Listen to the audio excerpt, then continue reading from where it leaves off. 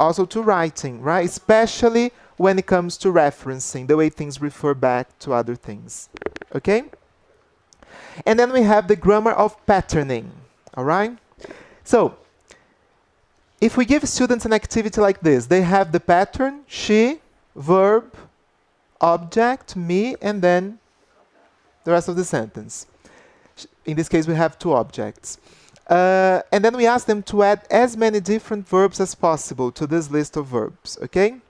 They do that, they do the activity, and then we go like, all right, so this is the pattern. We have subject, verb, and then the object and stuff. And then we tell them, now you have to memorize, right? Not really, right? Because in terms of patterning, we say that verbs, structures, nouns, whatever, words that share the same pattern, they also tend to share the same meaning or the same function. There might be some sort of similarity, some sort of a connection between the pattern and the meaning or the function. Of course, there are exceptions, and then we have to make learners aware of the exceptions sometimes. But helping learners notice what the connection is, what the similarity is, this might be very helpful, okay? So in this case, what other verbs could we add? So gave, sent, copied me a copy of the document, using the same structure.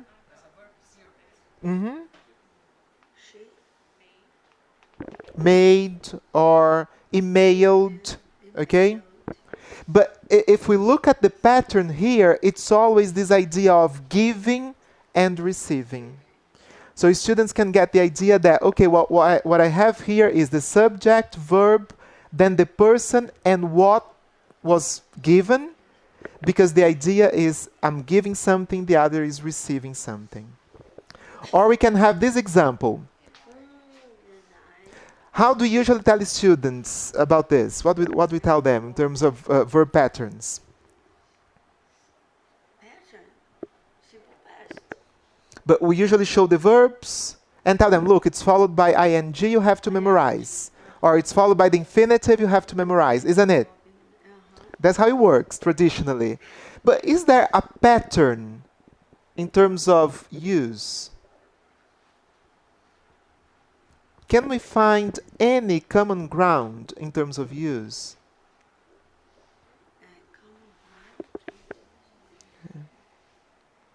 For instance, here, I denied robbing. When did I rob? Or not? Now or before? Before. I admitted robbing. When did I rob? I regretted robbing. I remembered robbing. So all the verbs here, are they looking forward or looking back? So the meaning that they share is the verb, all of them has this idea of looking back. And then if the verb has this meaning of looking back, usually the following verb will be ing. Does it make sense? However, this exception, he suggested robbing the bank. Is it looking back? It's looking forward. I'm making a suggestion for the future. So that's why we have, it's important to show students what the patterns are, the rules are, but also the exceptions. Okay? Clear? I spend too much time using Facebook. Why do we use ing here?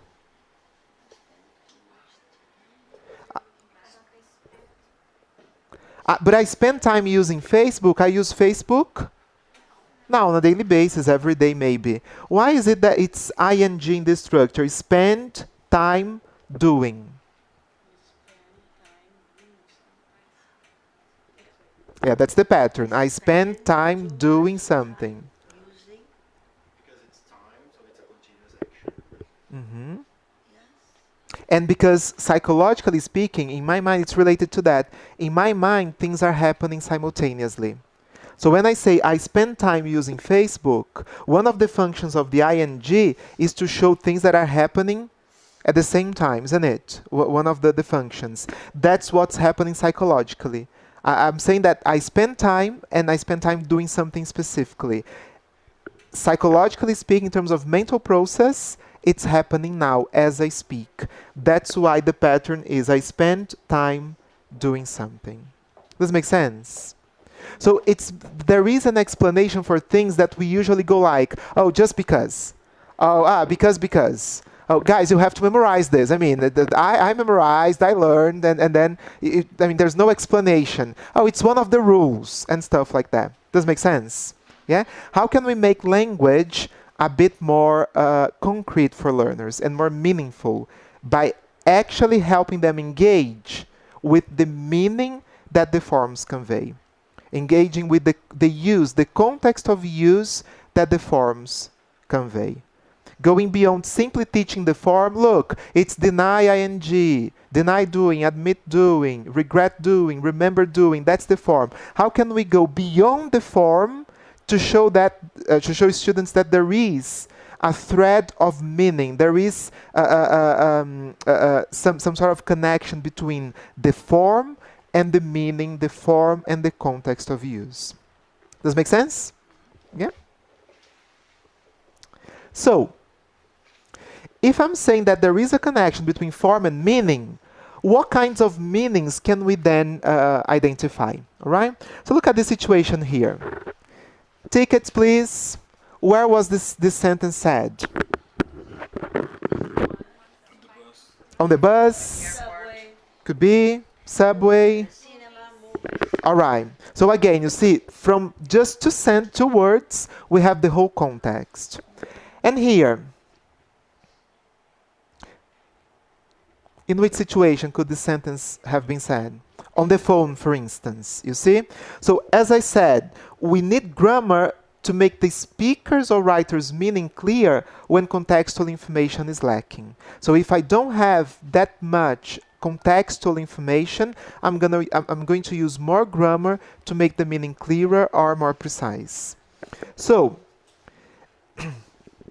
meaning and forms. Look at this dialogue between a native speaker and a student.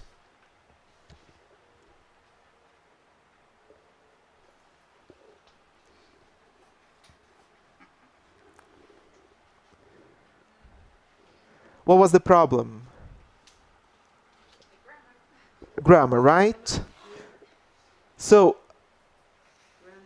can we say that the learner didn't know the use of the present perfect? We can't. Can we say that the learner didn't know the difference between since and for? We can't. But can we say that there might have been many different causes for this problem? Exactly. There could have been. So maybe here the learner understood the question, but the learner doesn't know how to use the present perfect, let's say. But the question was actually about the past or the future? About the future. So the learner doesn't know how to use present continuous or going to talk about the future. Here he's confusing because when he heard how long, he immediately associated this with? Time. But with which verb tense? Present perfect. How long have you been here? How long have you done this? So he immediately associated this with the present perfect and then... Since, yes. Does it make sense? So for the learner, how long would be used only with present perfect. So he knew the form, but just one. And he didn't know the meanings that could be associated with that particular form. And also he didn't know the meaning of the present continuous for the future.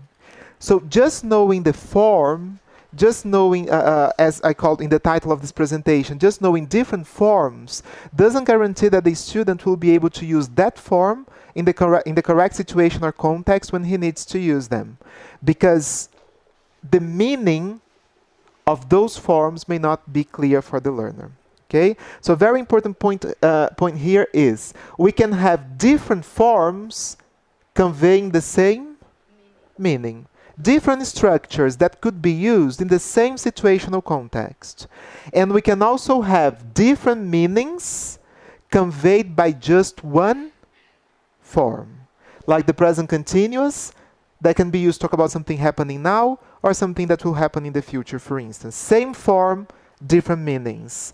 Or let's talk about the meaning of suggesting this function, the functional language, that can be conveyed by many different forms and structures.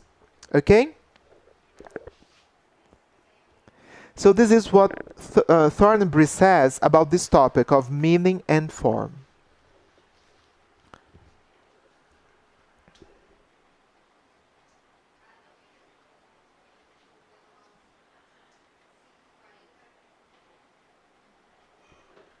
Okay? So, yeah. So it's not sufficient for the learner to know what forms are possible. It has to be clear for them that particular forms will express particular meanings. And then they need to be able to make choices, informed choices and informed decisions in terms of what forms I'm going to use in this context to convey this meaning. Because the impact I want to have on the listener is this. So rather than using this structure, I'm going to use this one. However, both of them could be possible in this situation. Both structures could convey the same meaning, but because grammar is a tool for making meaning and therefore a tool for communication, if the learner is aware of this relationship between meaning and form, they will be able, the learners will be able to make choices that will actually impact the listener, to choose forms that will actually make their meaning more precise and clearer, to choose forms that will help them get to where they want to get, so to really hit the nail on the head. Okay? So far, so good? Okay.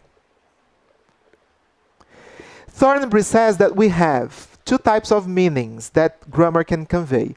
And he suggests representational meaning, which is basically the way we perceive the world.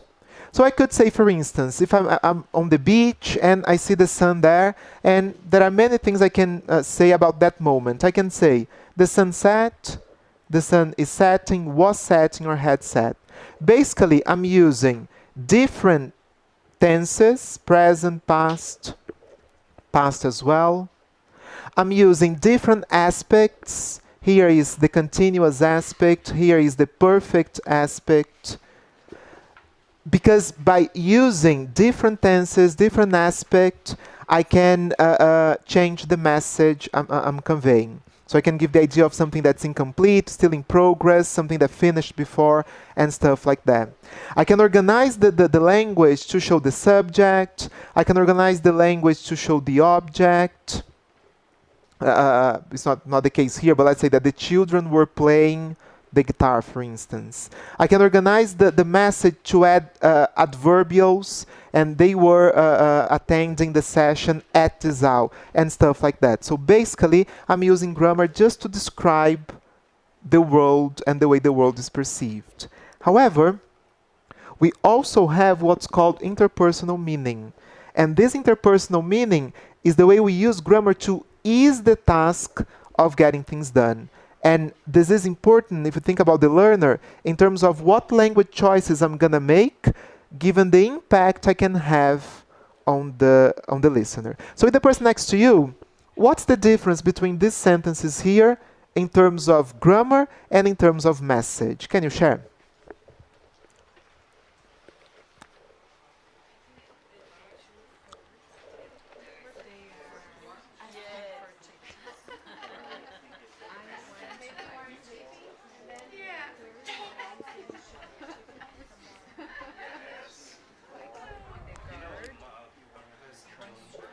Everyone knows that you need to show the picture. So when the person comes and say, "Oh, take it," they just say, "Take it."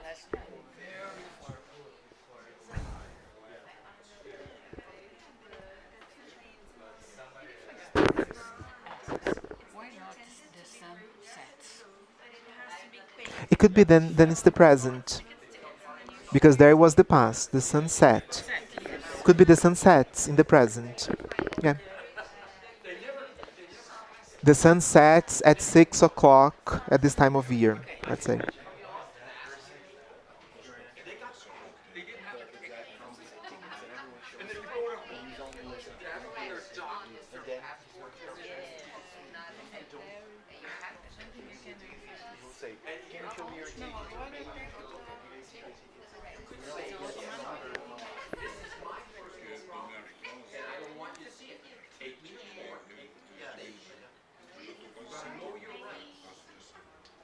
All right?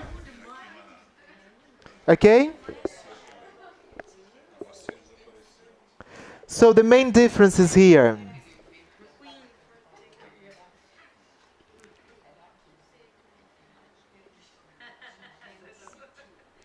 Main differences?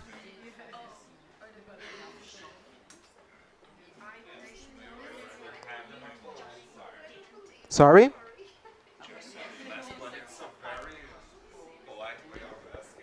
Exactly. Very polite. I don't know. If in London they might ask people like Might happen, but not with friends, right? But could be. So, yeah, so the important thing here is, look, by using modality, or just by using please here as a lexical resource, I can? Exactly, okay? I'm gonna soften, sorry? I can soften the impact of what I'm saying. So here's the moment when using modality or using lexis with this particular purpose will have an impact on the listener and the way my message gets across. All right? Or here, as you said, we can really sound more polite and closer or more distant from the person, more distant. So again, the use of the past simple to distance yourself from the listener and also to make the interaction more polite or more formal. Okay? So far so good. So basically two types of meaning, representational and interpersonal. Function. Look at this dialogue there.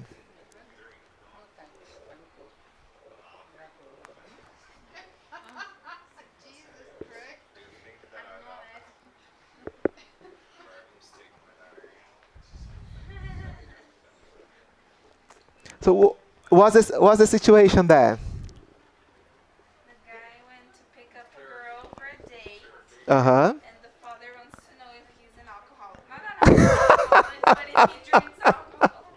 Yeah, someone's had an interrogation there. Okay. So basically, what was the what caused the misunderstanding there?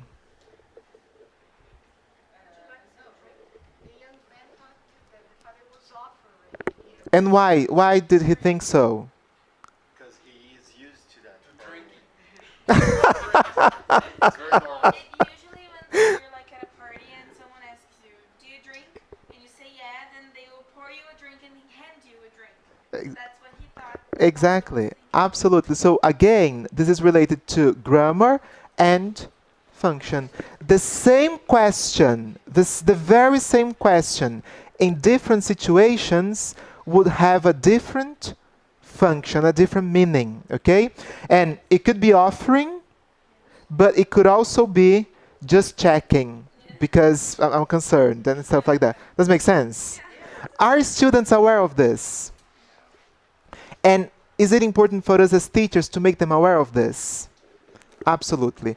Not only because of communication, not only because of, in order for them to better able to use this when speaking, but also in order for them to understand and interact better with other people in situations like this. Okay? So being aware that the very same question, the very same form can have different meanings and different functions in different situations is also crucial for grammar to be used as something that creates meaning and communication, as a communicative resource. Okay? Good. Here, I have loads of sentences. What do they have in common? Tell each other.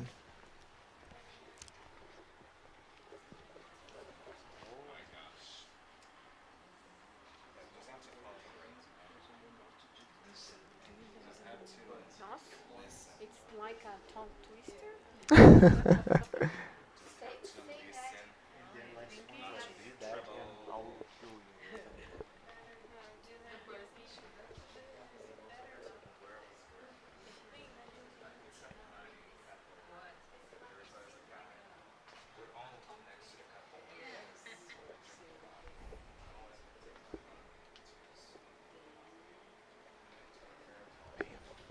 Okay? So what do the sentences here have in common? What do the sentences here have in common? They are all warning. Absolutely. Okay? So they are all used to warn someone. Okay? Is it to advise or to warn? It's more like warning, isn't it? So we have different forms, but they all share the same meaning. Would the impact be the same on the listener? Can I just choose randomly from the options I have here? So you see, again, we have different forms sharing the same meaning, but the choices I make while communicating and talking to people might have an impact on the listener. So I should be able, as a speaker of the language, to draw on my knowledge of the language, the grammar I know, the forms I know, and retrieve the one, use the one that I think is the best in this particular context. Okay? So again, for the student, can we help them understand and use the chunks you have here, and that they all share the same meaning, but that they could be used differently depending on the purpose of the situation, depending on my communicative purpose? Absolutely. Okay? So learning to use the forms and how to use them, that's vital. Okay? Well, if we decide to teach this to students, are we going to delve into the rules of grammar? That's another important point, because if we start explaining, look, had better is used, it's the same meaning as should, and then had better is works like this and this. It's also a modal verb, or it could also be called a semi-modal and stuff like that. What's the purpose? If you say that in a class, they will be like I forgot the name of the character. Batman, who has many question marks. Joker. Absolutely. What are you talking? Absolutely. Exactly. And look, here I have the second conditional, and it works like this and this. That's not the point. Helping them notice the chunks of language you have here and how you manipulate those chunks to warn someone, to convey the message, that's what really matters. And that's what might be more useful for the learner in terms of communication. Does make sense? Yeah? So noticing that after this we use a verb. This is important. In all situations, the verb is in the infinitive without to. This is important. And that the forms we have here, they are all used to warn. That's also important. Okay?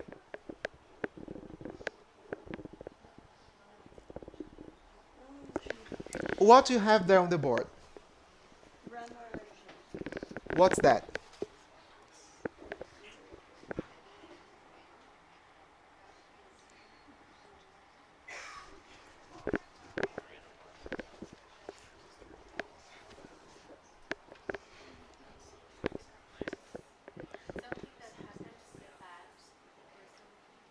But which type of text is this? That's a joke. That's a joke. Okay, how do you know it's a joke? Because it has the structure of a joke, like someone walks into a bar. Exactly, the structure of a joke. So this is when grammar and genre, they also get together, and the moment in which genre plays a role in the whole thing of communication.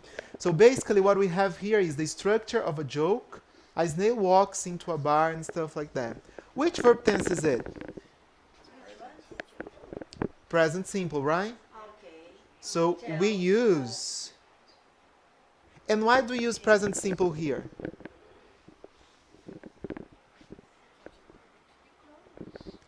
But how do we tell jokes in Portuguese? Do we use the present simple in Portuguese? To tell jokes? But more commonly in Portuguese. It's in the past, isn't it? O cara chegou e falou, etc, etc, right? I'm good at telling jokes, but I won't tell any jokes right now because I'm going to start laughing and then I'm going and then I'm gonna lose you guys, so no jokes right now. This is a joke. So, basically in Portuguese, we tend to use past simple when we tell jokes. But in English, the verb form, the typical verb form of jokes is present simple. Do the students know this?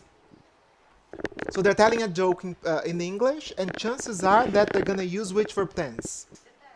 The past. But then when they start telling the joke without using the present, will the listener immediately recognize it's a joke? No, you see. So again, in terms of communication, there is an impact there caused by grammar. So knowing which grammar is useful and appropriate for this particular genre, and were you here in Karina's talk? So she talked about this, right? Genre and stuff like that. So being aware that the genre in question may require specific grammar items, this is also important in terms of communication. And then, in this case, for jokes, we use the present simple. All right? A good way of letting the listener know that I'm going to tell a joke is by using a sentence that introduces and prepares the listener for that. Look, I'm going to tell a joke, okay? I have 8 frames there. Which ones are used to introduce a joke? Share with your partner.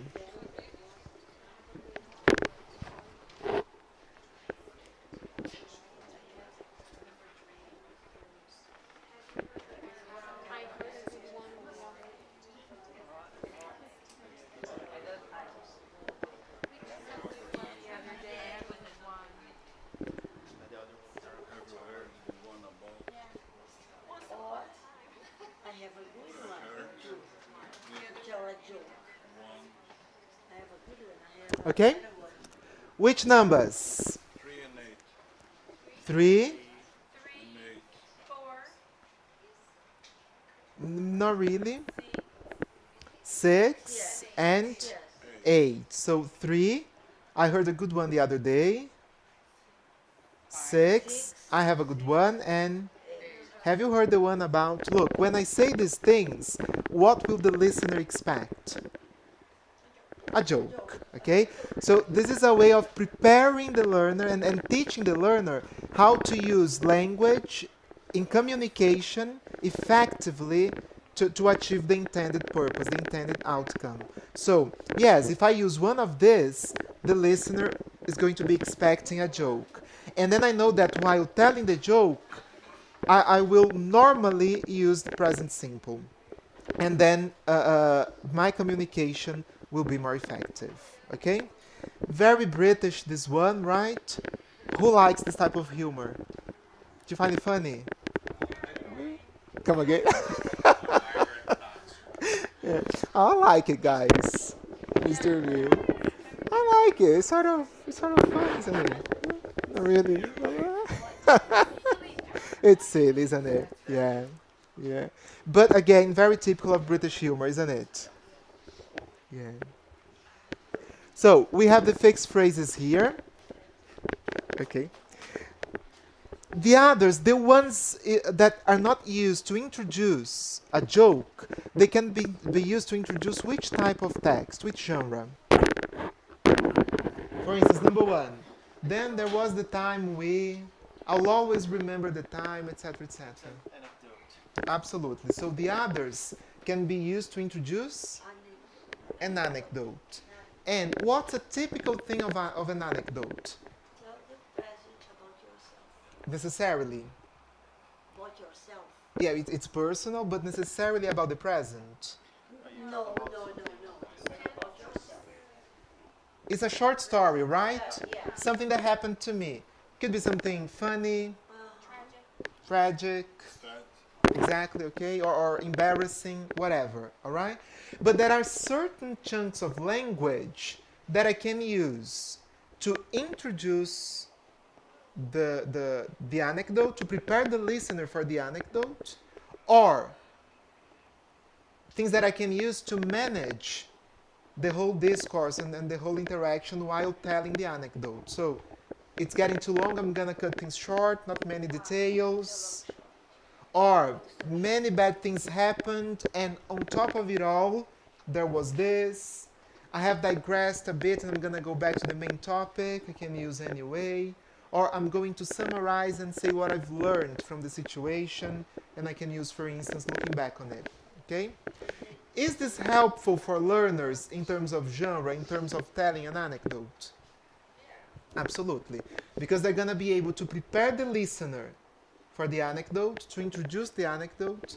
They're going to be able to manage the whole recount and retelling of the anecdote in a way that everything is going to be clear for the listener.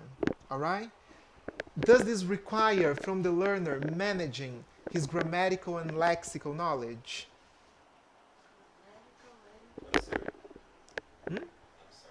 Is it important doing this, telling the anecdote effectively?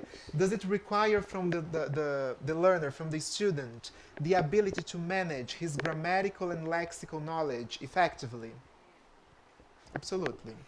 Yes. He has to, he can have these frames and chunks internalized, and he should be able to retrieve them and use them to communicate, use them effectively, to convey the message, right?